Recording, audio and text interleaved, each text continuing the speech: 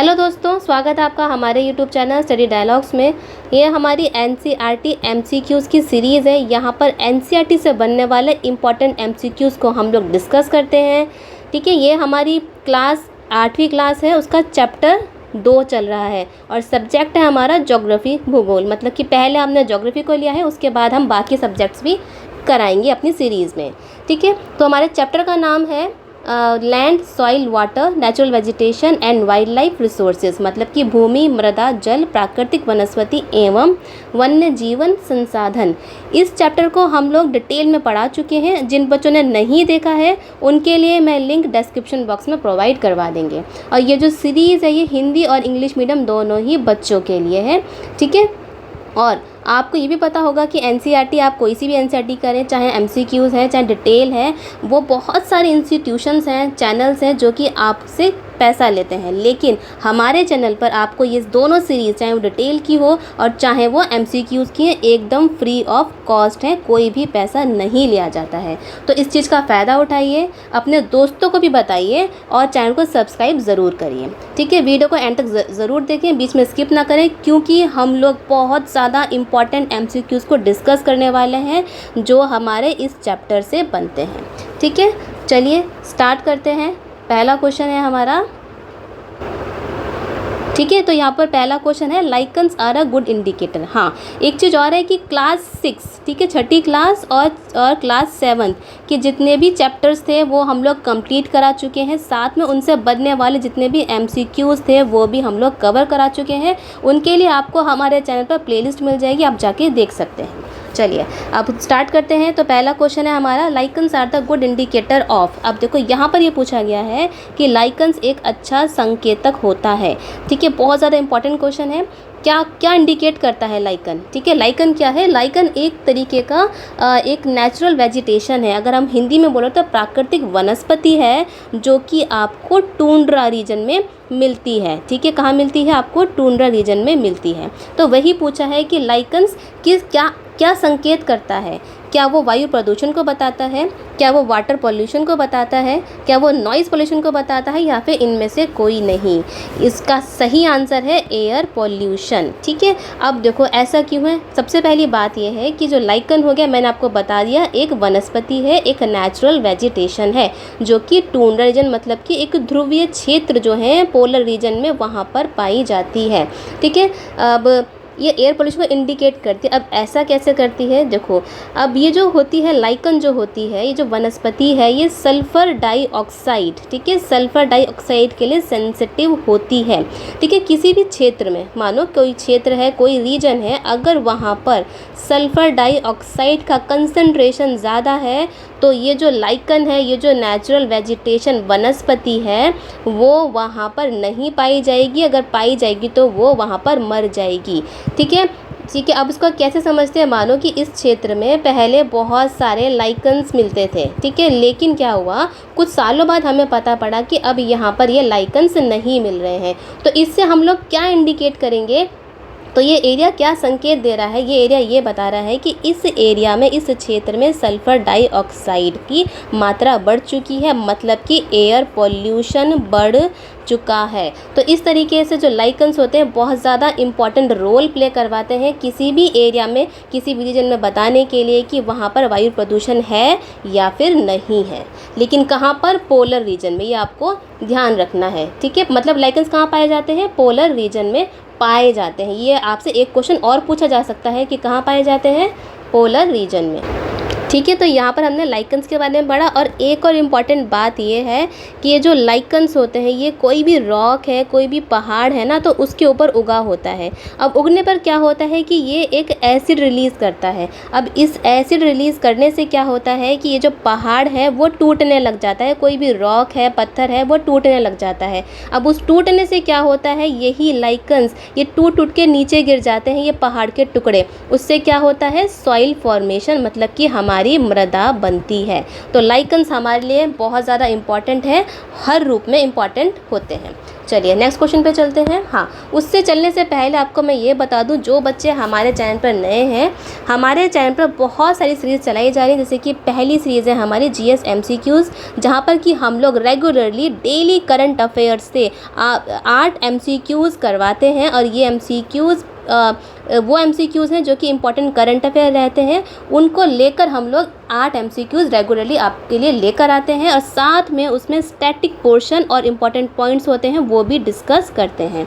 तो ये सीरीज़ चल रही है। और एक है हमारी पॉलिटी MCQs की, जहाँ पर कि हम लोगों ने आपके लिए बहुत सारी पॉलिटी की वीडियोज़ वो पहले हम लोगों ने बना दी हैं। वहाँ पर हम लोगों ने 10 क्वेश्चंस आपके लिए करवाए हैं, बेसिक पूरा करवाया है। पॉलिटी से आपको डरने की ज़रूरत नहीं है, क्योंकि हम लोगों ने पूरा कंसेप्ट क्लियर करा है।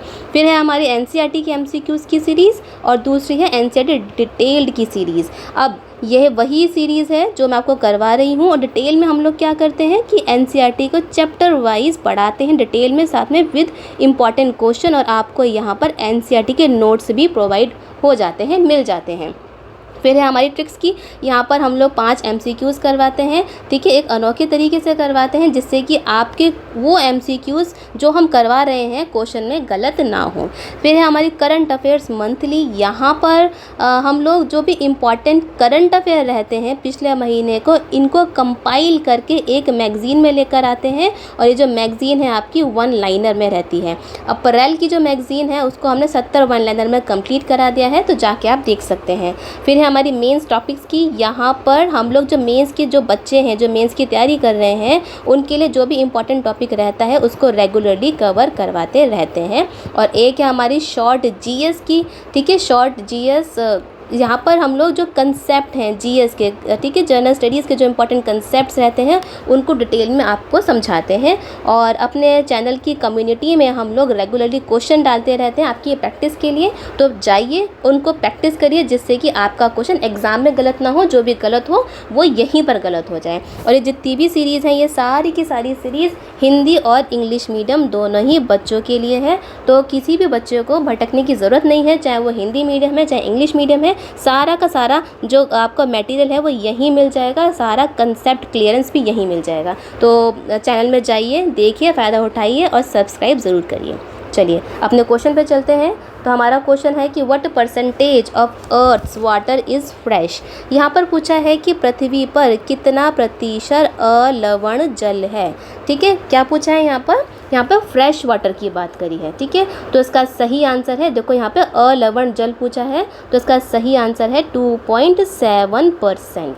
अब देखो यहाँ पे अलवण जल की बात करी है। अब देखो 2.7% में से अगर हम इसमें भी हम लोग डिस्ट्रीब्यूशन करें, तो इसमें से 70% जो पानी है, जो कि फ्रेश वाटर है, वो हिमालय की बर्फ़ की चादरें बोल लो, या फिर अगर हम बोलें ग्लेशियर्स में, आइस शीट्स में, बड़ी बड़ी मोटी मोटी बर्फ़ की जो चादरें हैं उनमें होता है। अब वहाँ पर हमारी पहुँच नहीं है, वो हमारी पहुँच के बाहर है, ठीक है। तो हमने यहाँ पर क्या देखा कि ये जो हमारी हिमानियाँ हैं, ठीक है, हिमानिया मतलब क्या हो गया, ग्लेशियर्स, बर्फ़ के चादर, यहाँ पर लगभग 70% जो भी फ्रेश वाटर है वो यहाँ पर लॉक्ड है। तो यहाँ पर हमारी पहुँच ही नहीं है, ठीक है। अब जैसे हिमालय हो गया, हिमालय जैसे और भी बड़े बड़े पर्वत हैं जहाँ पर कि बर्फ़ की चादर है, तो हम ऐसा इंडिकेट कर सकते हैं। और ऊपर से ये हमारा हो गया फ्रेश वाटर 2.7%। और ह्यूमन यूज़ के लिए अगर बात करें, अगर इंसान के मानव प्रयोग के लिए, उपभोग के लिए अगर बात करें, तो केवल 1% ही पानी है हमारा फ्रेश वाटर, जो कि कहाँ मिलता है, वो मिलता है ग्राउंड वाटर में। ग्राउंड वाटर बोले तो यहाँ पर है कि ठीक है, तो वो है आपका भौम जल, मतलब कि भूमि के अंदर जो जल पाया जाता है। साथ में आपका हो गया रिवर्स मतलब क्या हो गया, जो नदियाँ हमारी बहती हैं, जैसे कि गंगा, ब्रह्मपुत्र, इस टाइप की बहुत सी नदियाँ, वो फ्रेश वाटर अलवण पानी है।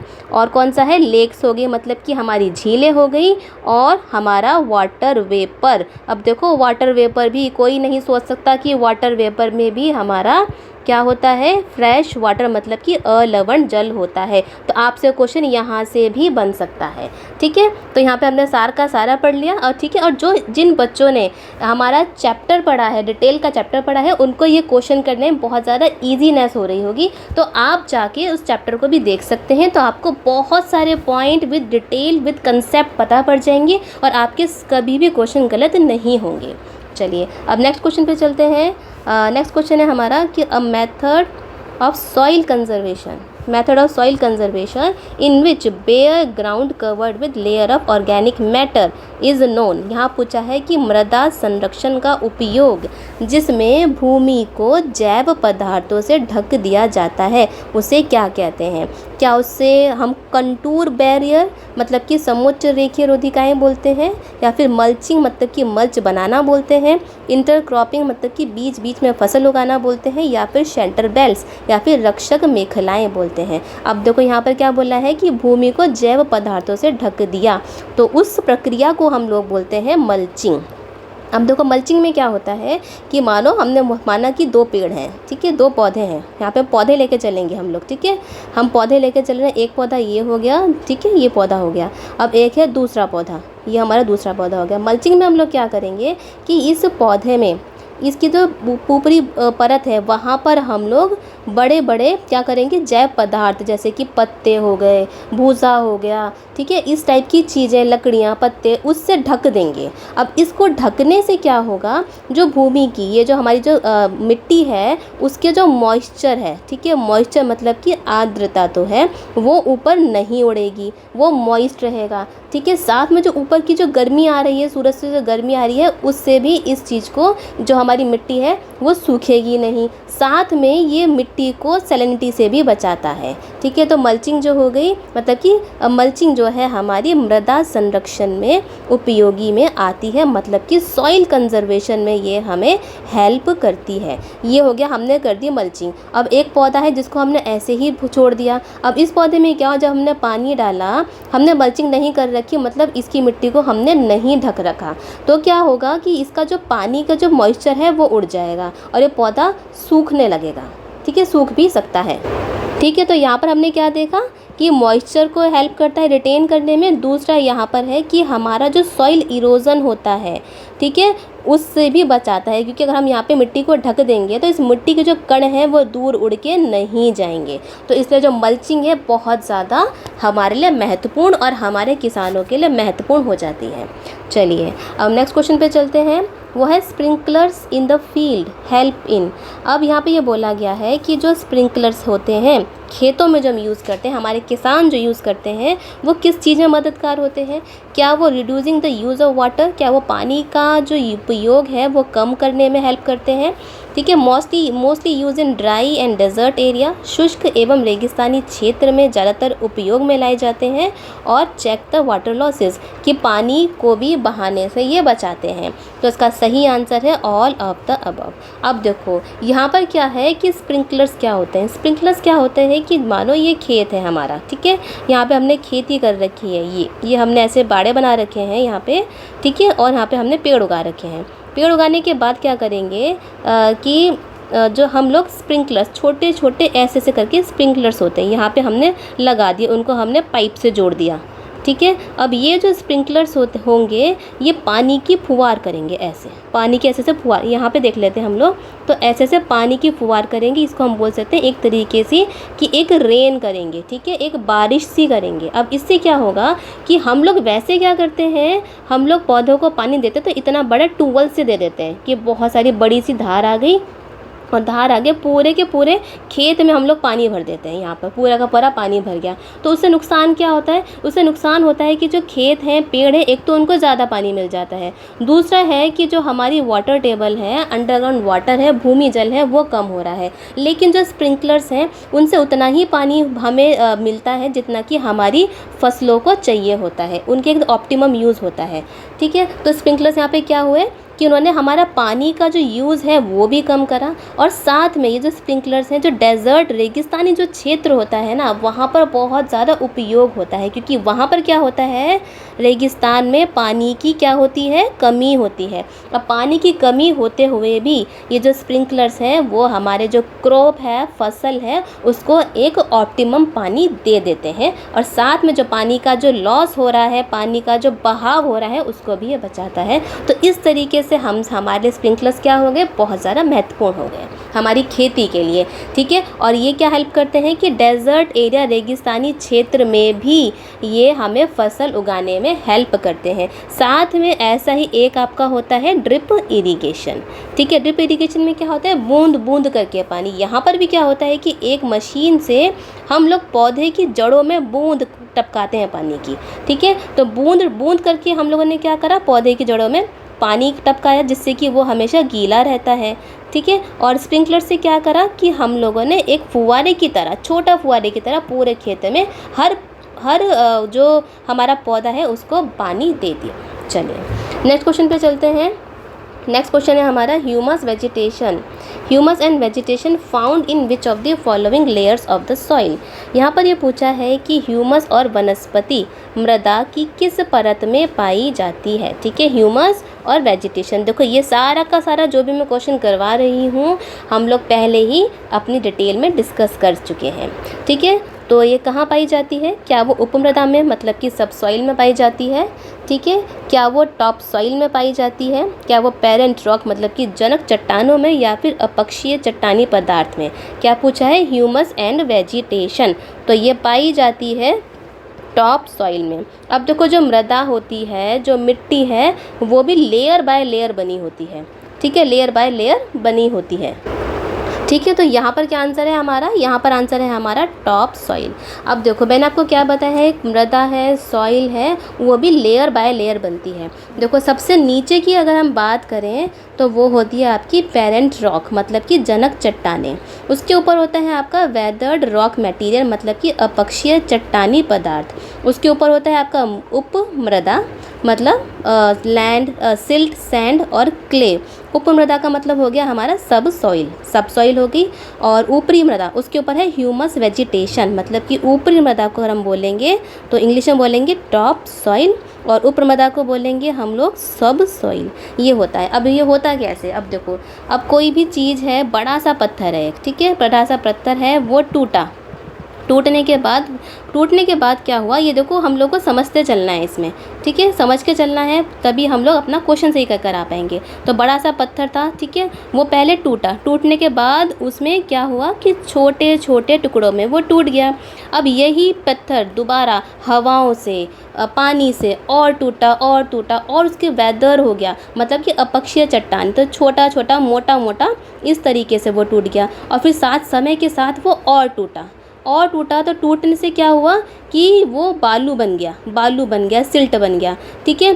तो ये हमारी हो गई बालू सिल्ट मतलब कि उपमृदा मतलब कि सब सॉइल। अब ये देखो यहाँ पर मैंने आपको इस तरीके से हॉरिजॉन्टल वे में बताया है, लेकिन हमें ये हमें क्या करना है, इसको हमें वर्टिकल वे में लेके चलना है, ठीक है। तो यहाँ पर बड़ा सा पत्थर था, फिर वो और टूटने के बाद वो मोटा मोटा सा, इतना मोटा मोटा हो गया जिसको कि हमने क्या बोला, वेदर्ड रॉक मटेरियल बोला, और मोटा हो गया। फिर थोड़ा और टूटने से और फाइन हो गया, और फाइन, बहुत फाइन हो गया, जिसकी बालू, गाद और क्ले, सिल्ट बन गया। उसके बाद क्या हुआ, फिर उसने और टूटा, एकदम फाइन बन गया, जैसे कि हम मिट्टियाँ हम लोग देखते हैं जिसमें कि हम लोग अपने पौधे और पेड़ पौधे वनस्पतियाँ लगाते हैं। तो यहाँ पर बात क्या करी जा रही है कि कौन सी मिट्टी में, कौन सी लेयर में ह्यूमस और वेजिटेशन होता है, तो वो होता है टॉप सॉइल में। तो ये जो मैंने आपके डायग्राम बनाया है इसको अपनी कॉपी में नोट कर लीजिए, क्योंकि आपसे जब ये डायग्राम अगर आप याद कर लेते हैं तो आपसे इससे बनने वाले बहुत सारे क्वेश्चन इसी डायग्राम से सॉल्व हो जाएंगे। चलिए नेक्स्ट क्वेश्चन पे चलते हैं। नेक्स्ट क्वेश्चन है, black soil in India is found in. Bharat में काली मिट्टी कहाँ पाई जाती है, ठीक है। तो क्या वो हिमालय माउंटेन में पाई जाती है मतलब कि हिमालय पर्वत हो गया, दक्कन का पठार, दक्कन प्लेट्यू, छोटा नागपुर पठार मतलब कि छोटा नागपुर प्लेट्यू, या फिर थार डेजर्ट मतलब कि थार रेगिस्तान में। अब यहाँ पर बात हुई है काली मिट्टी की, तो ये आपको मिलती है दक्कन प्लेट्यू, ठीक है। अगर हम अपनी इंडिया की बात करें तो दक्कन प्लेट्यू, ये इस वाले रीजन को हम लोग बोलते हैं दक्कन प्लेट्यू।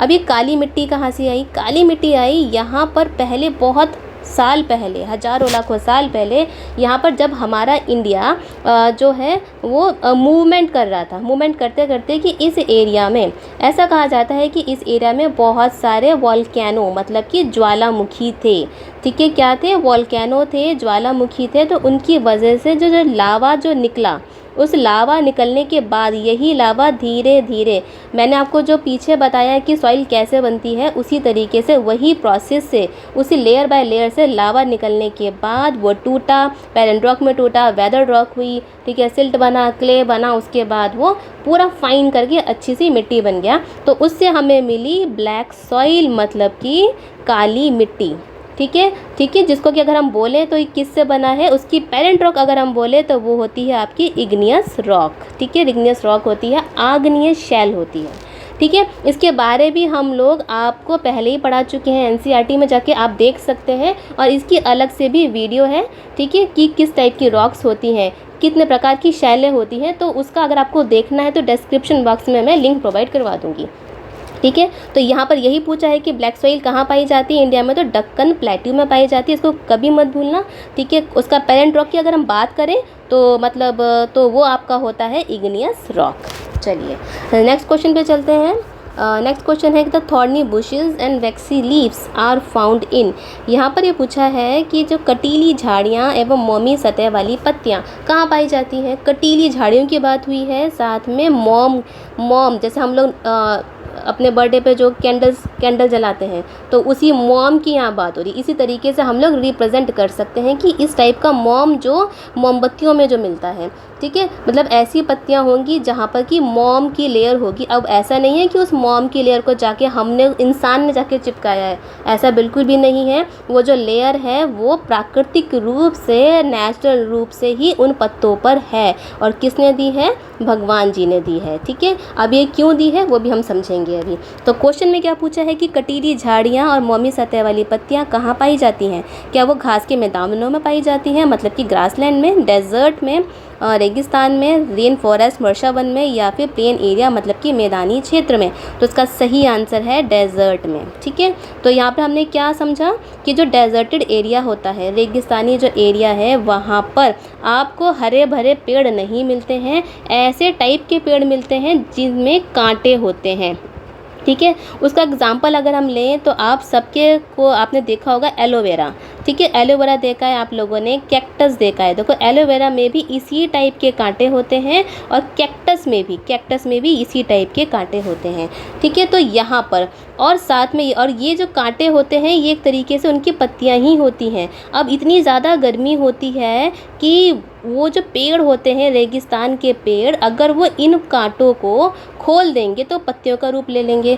अब अगर वो पत्तियों का रूप ले लेंगे तो इन पेड़ों ने जो नीचे से भूमि से, अंडरग्राउंड से जो भी पानी इन पत्तियों में होगा वो ट्रांसपिरेशन होके ऊपर उड़ जाएगा, मतलब कि इवेपोरेशन इनका हो जाएगा। तो इसी इवेपोरेशन को रोकने के लिए ये जो पेड़ होते हैं ना, अपनी पत्तियों को कांटों का रूप दे देते हैं, जिससे कि वो लोग, जितना पानी पहले ही भूमि में कम है तो उसी पानी से सर्वाइव कर सकें। तो पहली बात हमने समझी कि कटीलियाँ झाड़ियाँ क्यों मिलती हैं। अब दूसरी बात ये है कि उनकी पत्तियों पे मोमी सतह क्यों होती है। इसका भी यही कारण है कि जो रेगिस्तान में अगर पत्तियां हैं भी, किसी इक्के दुक्के पेड़ पर अगर पत्तियां हैं तो उन पे मोम की लेयर चढ़ी होती है। अब मोम की लेयर से क्या होता है कि जो पत्ती में जो पानी होता है, उस मोम की लेयर उस पानी को ऊपर उड़ने नहीं देती है, उसका ट्रांसपीरेशन मतलब कि इवेपोरेशन, वाष्पीकरण नहीं होने देती है, ठीक है। तो इसलिए इन पत्तियों पर मोम की लेयर होती है। अगर इन पत्तियों पे मोम की लेयर नहीं होगी तो इनका वाष्पीकरण हो जाएगा और पेड़ वहाँ पर जिंदा नहीं रह पाएगा, मर जाएगा। चलिए नेक्स्ट क्वेश्चन पे चलते हैं। नेक्स्ट क्वेश्चन है हमारा, in which of the following factors determine the colour, texture, chemical properties, permeability of the soil. यहाँ पूछा है कि निम्नलिखित में से निम्नलिखित में से कौन से कारक मृदा का रंग, गठन, रासायनिक गुणधर्म और पारगम्यता को निर्धारित करते हैं? क्या वो टाइम करता है, रिलीव करता है, ठीक है, फ्लोरा एंड फौना मतलब माइक्रो ऑर्गेनिज्म करता है, या फिर इनमें से कोई नहीं करता है? तो इसका सही आंसर है नन ऑफ द अबव, ठीक है। तो इसका सही आंसर क्या होगा? वो आपका होगा पेरेंट रॉक्स। अब पेरेंट रॉक्स को अगर हम हिंदी में बोलें तो वो होती है जनक शैल, ठीक है। अब देखो, जैसे कि मैंने आपको बताया कि जो दक्कन प्लेटू है हमारा इंडिया का, वहाँ पर आपको क्या मिलती है? ब्लैक सॉइल मिलती है, ठीक है, मतलब कि काली मिट्टी मिलती है, जो कि किससे बनी होती है? वो बनी होती है आपकी आग्नेय शैल मतलब कि इग्नियस रॉक से बनी होती है। तो ये जो इग्नियस रॉक है यही आपकी जनक शैल और पेरेंट रॉक है। अब इसी का जो गुण है उसकी गुण की वजह से हमें ब्लैक सॉइल मिली है। तो यहीं पर यही बात बोली गई है कि कलर, टेक्सचर, केमिकल, परमेबिलिटी मतलब कि रंग, रासायनिक गुणधर्म, ये मिट्टी का कौन तय करता है? वो तय करता है उसकी जनक उसको करता है जनक शैल मतलब कि पेरेंट रॉक ही निर्धारित करता है। अब देखो, अगर हम एग्जाम्पल से माने, एग्जाम्पल लेते हैं अपनी रोज़मर्रा ज़िंदगी का। अब देखो, हमारे जो पेरेंट्स हैं, ठीक है,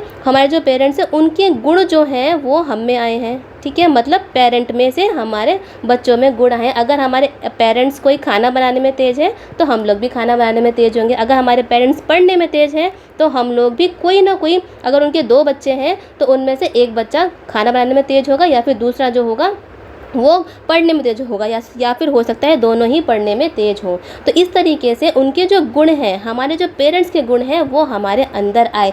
ऐसे ही हमारी मिट्टियों में भी जो पेरेंट रॉक होती है, ठीक है, जो पेरेंट रॉक है, जनक शैल है, उसके गुण भी हमारी मिट्टियों में आते हैं। तो ये क्वेश्चन था, ठीक है, बहुत अच्छे से मैंने आपको समझा दिया है, ठीक है। उसको जाके आप हमें डिटेल वाली वीडियो भी देखें, उससे आपको और समझ में आ जाएगा।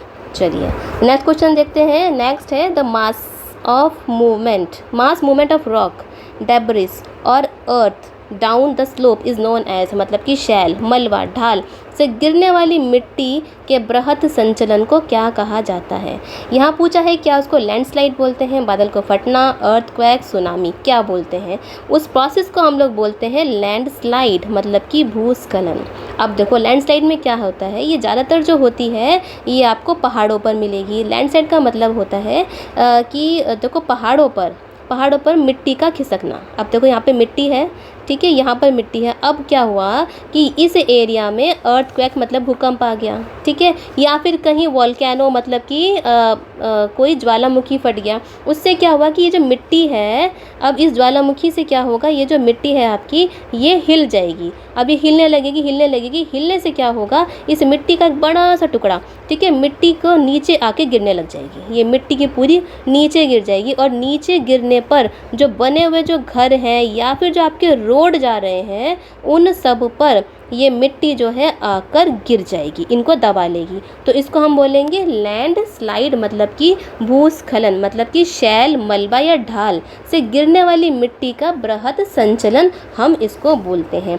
अब इसके उपाय भी होते हैं, ठीक है। उपाय जो होते हैं, अगर हम लोग यहाँ पर इन सभी क्षेत्रों में अगर पेड़ों को लगा दें, ठीक है, पेड़ों को लगा दें तो ये मिट्टी का खिसकना कम हो सकता है। लेकिन आज की डेट में हम लोगों ने अपने डेवलपमेंट के नाम पर क्या करा है, इन पे भी पेड़ों को काट दिया है। उसकी वजह से आपने सुना भी होगा उत्तराखंड में बहुत सारी लैंडस्लाइड देखने को मिल जाती हैं। तो हर चीज़ का अगर हम उपाय देखें तो ज़्यादातर चीज़ों का उपाय क्या है कि पेड़ों को लगाना ही ज़्यादातर चीज़ों का उपाय है। तो यहाँ पर जो लैंडस्लाइड को अगर हमें रोकना है तो उसका उपाय भी क्या है कि हम लोग पेड़ों को लगाएं, क्योंकि जो पेड़ों की जो जड़ें होती हैं वो मिट्टी को पकड़ के रखती हैं, नीचे नहीं गिरने देती हैं। तो हमने समझ लिया कि रॉक, डेब्रिस और अर्थ डाउन स्लोप को हम क्या बोलते हैं, हम उसको बोलते हैं लैंडस्लाइड। अब ये जो लैंडस्लाइड होती है, मैंने आपको बताया भूकंप हो, बाढ़ हो, ज्वालामुखी हो, माइनिंग हो, किसी भी कारण से हो सकती है। चलिए नेक्स्ट क्वेश्चन पे चलते हैं। नेक्स्ट है हमारा humus of soil is related to, ठीक है। तो यहाँ पर ये पूछा है कि जो ह्यूमस है, ठीक है, जो ह्यूमस वही जो मैंने आपको बताया है कि हमारी जो मिट्टी की सबसे ऊपरी वाली जो लेयर होती है जहाँ पर कि पेड़ पौधे उगते हैं, ठीक है, उसी की बात कर रहे हैं। जो टॉप सॉइल होती है उसका संबंध किससे है? क्या वो कंटूर प्लगिंग मतलब कि समोच्च रेखीय जुताई से है? ठीक है, प्रिवेंशन ऑफ सॉइल इरोजन मतलब कि मृदा अपरदन को रोकने से है? Organic matter deposited on the top soil ऊपरी मृदा पर निक्षेपित जैव पदार्थ से है? या फिर रेन वाटर हार्वेस्टिंग से है? तो सिंपल सी बात है, आपको मैं पहले ही पढ़ा चुकी हूँ। तो ह्यूमस जो होता है उसका रिलेशन है organic matter deposit on the top soil. ठीक है, टॉप सॉइल है जो कि टूट टूट के नीचे से है, साथ में उसके जो पत्ते वत्ते गिरे हैं इन पेड़ों के, तो ऑर्गेनिक मैटर वो भी हो गया।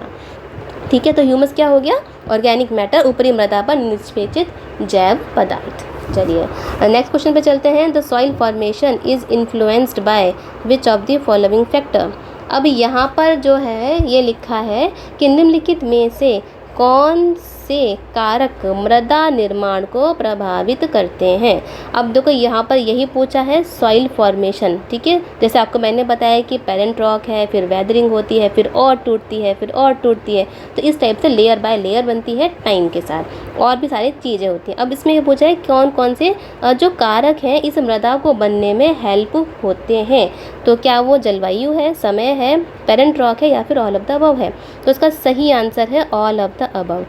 किसी भी रीजन की, किसी भी क्षेत्र की जो भी मिट्टी होगी, ठीक है, उसको बनने में कौन कौन से फैक्टर हेल्प करेंगे? सबसे पहले तो होगा कि उस मिट्टी जो बनी है, वो जो मिट्टी बनी है उसका पेरेंट रॉक क्या है। ठीक है, पेरेंट रॉक मतलब क्या होगा? उसकी जनक शैल क्या है, वो उसकी करेगी, उस टाइप की बनेगी। दूसरा यहाँ पर क्या होगा कि कितने समय से बनी हुई है। अगर वो अगर नई नई मिट्टी बनी है, पुरानी मिट्टी बनी है, तो वो भी डिपेंड करती है।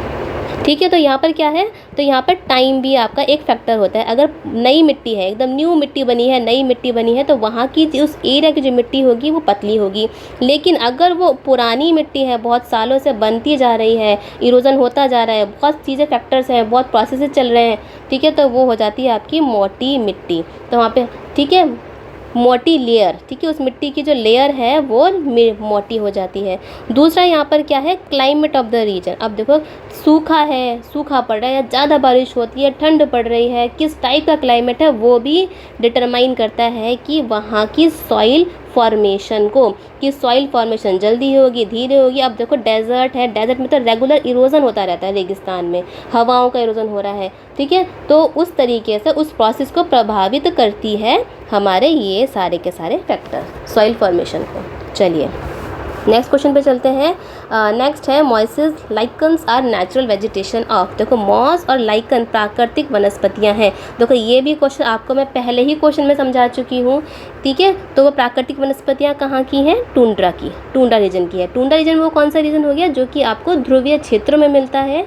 ठीक है, मतलब कि ध्रुवीय पोलर रीजन में जो आपको मिल जाता है वो है आपका टुंड्रा वेजिटेशन। यहाँ पे बहुत ज़्यादा ठंड होती है, ठंड होने की वजह से वहाँ पर आपको बड़े बड़े पेड़ जो होते हैं वो नहीं मिलते हैं, बल्कि छोटी छोटी वनस्पतियाँ, हल्का फुल्का वनस्पति होती है जो कि पहाड़ों, रॉक पर एक काई की तरह भी हम लोग बोल सकते हैं, वो उगती है। ठीक है, तो वो आपकी हो गई मॉस और लाइकन्स हो गए, जो कि इंडिकेटर किस चीज़ के होते हैं? जो हमारी लाइकन से इंडिकेटर है आपका एयर पॉल्यूशन का इंडिकेटर भी होता है। चलिए नेक्स्ट क्वेश्चन पे चलते हैं। नेक्स्ट है हमारा कि which one of the following method is most appropriate to check the soil erosion on the steep slopes. यहाँ पूछा है कि निम्नलिखित में से कौन सी विधि तीव्र ढालों पर मृदा अपरदन को रोकने के लिए सर्वाधिक उपयुक्त है। ठीक है, क्या वो शेल्टर बेल्ट्स हैं, मतलब कि रक्षर मेखला है, मल्चिंग है, वेदिका कृषि है, या इनमें से कोई नहीं है? तो यहाँ पर है आपका टेरेस कल्टीवेशन, मतलब कि वेदिका कृषि। यहाँ पर क्या पूछा है कि अब देखो पहाड़ है, पहाड़ों पर भी जो लोग रहते हैं, ठीक है, पहाड़ी इलाकों पर जो लोग रहते हैं वो भी खेती करते हैं, लेकिन पहाड़ों पर खेती करने पर क्या होता है कि वहाँ पर लैंडस्लाइड का खतरा होता है। ठीक है, ठीक है, तो यहाँ पर क्या है? लैंडस्लाइड का खतरा होता है, बहुत सी चीज़ें, क्योंकि जो स्लोप जो है, जो ढाल है, वो एकदम तीव्र ढाल होती है। ठीक है, एग्जाम्पल के अगर आप देखो, आप कोई भी चीज़ ले सकते हो, कोई भी पेन लो या फिर कोई भी बैट लो, उस बैट को ऐसे लेके रखो। ठीक है, यहाँ पर अगर कोई भी चीज़ रखते हो ना तो वो तुरंत नीचे गिर जाएगी। तो यही चीज़ है आपकी, मानो कोई बैट लिया आपने, कोई भी कुछ भी रखा अपना, पेन रखा, बोतल रखी या फिर कोई भी रबड़ रखी, उसको लेकर आप यहाँ रखोगे तुरंत वो चीज़ नीचे आ जाएगी। लेकिन अगर आपके पास कोई भी टेबल पर आप चीज़ यहाँ रखते हो, वो चीज़ वहीं की वहीं रहेगी। तो यही है हमारा कि ढाल होने से क्या होता है, चीज़ों का नीचे आना होता है। अब ऐसे एरिया में खेती करना तो मुश्किल हो जाता है। अब यहाँ के जो फार्मर्स हैं, यहाँ के जो किसान हैं, वो खेती कैसे करेंगे, खाएंगे कैसे, पिएंगे कैसे, इनकम कैसे करेंगे। तो इसी चीज़ को करने के लिए वहाँ पर, ठीक है, और इससे क्या होता है, सॉइल इरोजन मतलब कि मृदा अपरदन भी होता है। रोकने के लिए वहाँ पर एक इम्पॉर्टेंट हम अगर बोलें विधि है, वो होती है आपकी टेरिस कल्टीवेशन। टेरिस कल्टीवेशन का मतलब कि पहाड़ों को इस तरीके से काटना कि टाइम पर आपको क्या मिले, ऐसे काटा एक फ्लैट एरिया मिल गया, फिर हम लोगों ने ऐसे काटा एक और फ्लैट मिल गया, ऐसे काटा एक और फ्लैट मिल गया, ऐसे काटा एक और फ्लैट मिल गया। तो यहाँ पर क्या हुआ कि चौड़े चौड़े समतल, ठीक है, चौड़े चौड़े समतल आपको क्या मिल जाएंगे, स्लोप से हमें छुटकारा मिल जाएगा। चौड़े समतल फ्लैट प्लेन्स मिल जाएंगे, एकदम समतल समतल मैदान आपको मिल जाएगा। अब इस मैदान पर हम जो हमारे जो किसान है वो खेती कर देंगे, ठीक है। अब इससे हेल्प क्या होगी कि यहाँ पर कोई भी सॉइल इरोजन मतलब कि मृदा अपरदन नहीं होगा, जो सॉइल है वो नीचे नहीं जाएगी, ठीक है। जैसे यहाँ पर है, यहाँ पर तो सॉइल नीचे गिर जाएगी, लेकिन यहाँ पर नहीं जाएगी, हवा हो कुछ भी हो। साथ में हमारा अगर हम पानी जो देंगे, जो हमारे जो किसान हैं अगर अपनी फसलों में पानी देते हैं, वो पानी यहाँ पर इकट्ठा हो जाएगा, नीचे नहीं जाएगा। अगर यहाँ पर कोई भी सॉइल उगाएंगे तो पानी हमने अगर पेड़ उगाएंगे तो पानी हमने इधर नीचे तुरंत नीचे जाएगा। लेकिन यहाँ पर टेरिस फार्मिंग, टेरिस कल्टीवेशन में क्या होता है, पानी पौधों को ही मिलता है, नीचे नहीं जाता है। तो इसका फ़ायदा ये होता है। चलिए नेक्स्ट क्वेश्चन पे चलते हैं। नेक्स्ट क्वेश्चन है हमारा, humus of soil is related to, देखो ये क्वेश्चन रिपीटिशन है, इसका रिपीटिशन हम पहले ही कर चुके हैं इसको। चलिए नेक्स्ट क्वेश्चन पे चलते हैं, वो है फुल फॉर्म ऑफ साइट्स, ठीक है। फुल फॉर्म ऑफ साइट्स की पूछा है कि CITES की फुल फॉर्म क्या है। ये है convention on international trade in endangered species of with flora and fauna, corporation on the international trade in endangered species of wild flora and fauna, of conservation of international trade in endangered species of wild flora and fauna. तो इसका full form है, मतलब ये है आपकी convention on international trade in endangered species with flora and fauna, ठीक है, ठीक है। तो ये हमारी इसकी फुल फॉर्म होगी। साइट की फुल फॉर्म भी आपसे पूछी जा सकती है, ठीक है। चलो नेक्स्ट क्वेश्चन पे चलते हैं। नेक्स्ट है साइट्स एंड इंटरनेशनल एग्रीमेंट। ये बोला है कि CITES सरकारों के बीच एक अंतर्राष्ट्रीय समझौता है, ये क्या सुनिश्चित करता है, क्या वो mitigation of green house gas के लिए बोलता है कि ग्रीन हाउस गैस का कम उत्सर्जन, क्या वो बोलता है कि जो क्लोरोफ्लोरोकार्बन है उसका उपयोग कम करने को बोलता है, या फिर वो एंडेंजर जो प्लांट्स और एनिमल है मतलब कि संकटग्रस्त पौधे एवं जीव जंतुओं का संरक्षण करने को बोलता है, या फिर मानव अधिकारों की रक्षा के लिए बोलता है। तो इसका सही आंसर है कंजर्वेशन ऑफ एंडेंजर प्लांट्स। अब देखो जो साइट्स है ना, ये क्या है, एक इंटरनेशनल एग्रीमेंट है, मतलब एक अंतर्राष्ट्रीय, ठीक है, एक अंतर्राष्ट्रीय समझौता है सरकारों के बीच में।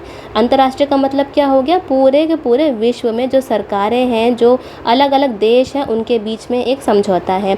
और ये क्या करता है, ये जो हमारे जो एंडेंजर मतलब कि जो संकटग्रस्त पेड़ हैं, पौधे हैं, उनका जो अगर कोई ट्रेड करते हैं तो उस इलीगल ट्रेड को रोक लगाते हैं, उन रोक लगाने में वो हेल्प करता है। उससे क्या होता है कि जो हमारे एनिमल्स हैं, प्लांट्स हैं, पेड़ पौधे हैं, उनको संरक्षित करा जाता है, कंजर्व करा जाता है, क्योंकि हमारे जो पूरा इकोलॉजी है, जो एनवायरनमेंट है, वातावरण है, उसके लिए ये प्लांट्स और एनिमल बहुत ज़्यादा इम्पोर्टेंस रखते हैं। चलिए ये हमने पढ़ा साइट्स के बारे में। अब हम चलते हैं अपने नेक्स्ट क्वेश्चन पर। नेक्स्ट है हमारा और लास्ट क्वेश्चन है, ठीक है। इसमें क्या पूछा है कि vulture which used to be very common in the Indian country side some years ago are rarely seen now these days. This is attributed to, यहाँ पूछा है कुछ वर्षों पहले तक गिद्ध सामान्य रूप से दिख जाया करते थे, परंतु अब इनकी जनसंख्या में कमी आ गई है। तो उस कमी आने के कारण क्या है, गिद्धों के बारे में पूछा जा रहा है। क्या उसका कारण उनका डिस्ट्रक्शन ऑफ हैबिटेट है बाय द इन्वेसिव स्पीसीज, मतलब कि आक्रामक प्रजातियों द्वारा उनके आवास का विनाश होना है, क्या जानलेवा बीमारी का फैलना है, फैटल डिसीज़ का फैलना है, या फिर दूषित जल का दूषित होना है मतलब कंटेमिनेशन ऑफ वाटर है, या फिर डिक्लोफिनैक पीड़ानाशक दवा एक कारण है। तो इसका सही आंसर है डिक्लोफिनैक एक पीड़ादायक एक दवा है, पेन किलर दवाई है डिक्लोफिनैक। उसकी वजह से जो वल्चर हैं इंडिया में उनकी जान जाती जा रही है। अब देखो ये जो वल्चर होते हैं आपने देखा भी होगा, जो गिद्ध होते हैं, ठीक है, ये जो गिद्ध होते हैं ये क्या होते हैं, ये एक तरीके के स्कैवेंजर्स होते हैं। अब स्कैवेंजर्स की अगर हम बात करें मतलब डिकम्पोजर्स होते हैं कि कोई एनिमल है, ठीक है, कोई एनिमल है वो मर गया है, अब उसको मरने के बाद है, जंगल में एनिमल है वो मर गया है, अब उसको मरने के लिए ऐसे ही अगर भगवान ने क्या करा, अगर मैं इसको ऐसे ही छोड़ दूंगा इस एनिमल की बॉडी को अगर मैं ऐसे ही छोड़ दूंगा तो ये बॉडी है स्मेल कर देगी, ठीक है, और अलग अलग बीमारियां भी इससे जनरेट हो जाएंगी। तो इसको ख़त्म करने के लिए भगवान ने क्या करा, एक वल्चर को बनाया। अभी जो वल्चर जो होता है इस एनिमल को एक स्कैवेंजर के रूप में उसको खाता है, ख़त्म करता है। तो इन जीव जंतु को खाने के उन जंतु को खा लेता है और एनवायरनमेंट को साफ़ करता है। तो वल्चर का काम ये है। लेकिन अगर हम अब के बारे में अब के टाइम के बारे में बात करें तो इस टाइप के जो एनिमल्स हैं, ठीक है, जो जानवर हैं, उनको क्या है कि कोई भी अगर कोई पशु है, ठीक है, कोई पशु बीमार हुआ है तो वो डॉक्टर के पास गया होगा, ठीक है, उपचार कराया गया होगा, उपचार करा है उसका, तो उपचार करने में क्या है डॉक्टर के पास खुद नहीं गया, उसका मालिक लेके गया होगा, ठीक है, या फिर कोई भी NGOs हैं वो उसको लेके गई होंगी, कुछ भी हो सकता है। वैसे आवारा जानवर हो तो NGO लेके गई हैं, अगर वो पालतू था तो हम उसका मालिक लेके गया है, ठीक है, तो उसको उपचार के लिए क्या करा, डॉक्टर के पास लेके गए। अब डॉक्टर ने क्या दिया, उसको कोई भी दवाई दी, जैसे डिक्लोफिनैक, ठीक है, डिक्लोफिनैक दे दी, या फिर ब्रूफिन, एस्प्रिन, इस टाइप की दवाई इसने कंज्यूम कर ली। अब इस कंज्यूम करने के बाद ये दवाई के जो कण हैं वो इसके अंदर ही रहे और वो, ठीक है, और वो मर गया। क्या हुआ, उसके बाद दवाई खाने के बाद उसकी जीवन ख़त्म हुआ, वो मर गया।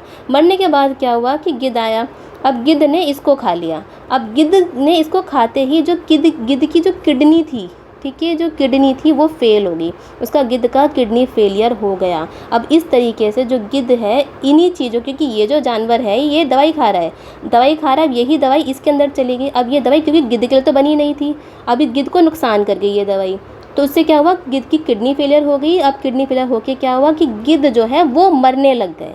तो यही इसका कारण है कि जो वल्चर्स हैं, गिद्ध हैं, वो बहुत ज़्यादा कम हो गए हैं। तो ये एक चिंताजनक बात है जिस पे कि हमें ध्यान देना चाहिए। तो उनका जो असली रीज़न है वो है डिक्लोफिनैक एक पेन किलर का यूज़ होना, ठीक है। तो ये थे हमारे NCERT के MCQs। अगर आपको इनमें से कोई भी डाउट है आप बेझिझक कमेंट सेशन में बता सकते हैं। वीडियो को लाइक करिए, वीडियो कैसी लगी ये भी बताइए, अपने दोस्तों के साथ ज़्यादा से ज़्यादा शेयर करिए, ठीक है, जिससे कि उनको भी फ़ायदा हो जाए, ठीक है, क्योंकि बहुत से बच्चे होते हैं जिनके पास पैसा नहीं होता है। तो आप उनको बताइए कि ये जो सीरीज़ चल रही है वो फ्री चल रही है, तो आप भी जाके देखिए, उनको भी बताइए, शेयर करिए और चैनल को सब्सक्राइब ज़रूर करिए, ठीक है। मिलते हैं नेक्स्ट वीडियो में। Happy learning.